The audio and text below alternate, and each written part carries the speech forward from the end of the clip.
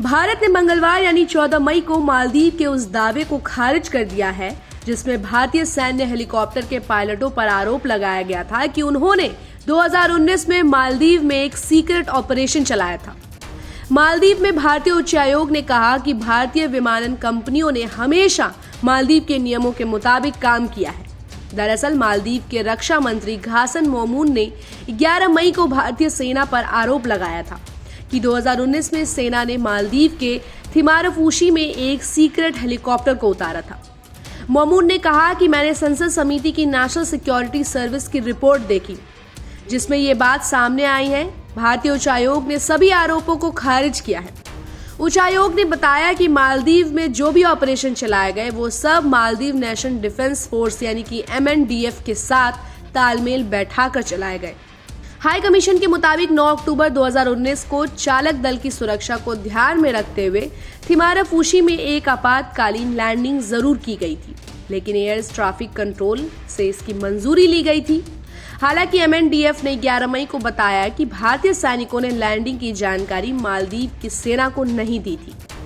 घासन मोमून ने भारतीय सैनिकों के मालदीव छोड़ने वाले सवाल का जवाब देते हुए कहा कि भारतीय विमानों को चलाने में सक्षम पायलट मालदीव की सेना के पास नहीं है।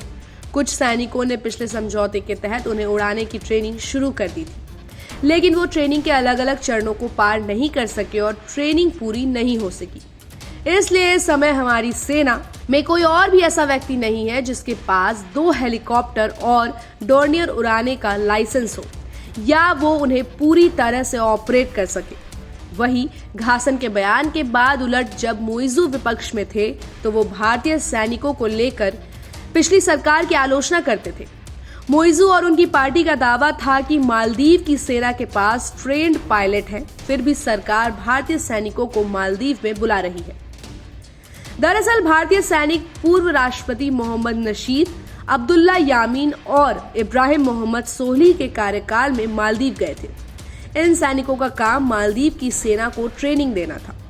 हालांकि मालदीव के सैनिक ट्रेनिंग पूरी तरह नहीं कर पाए और इसी के चलते अब समझौते के तहत भारत के सिविलियंस अब मालदीव के पायलट्स को ट्रेनिंग भी देंगे।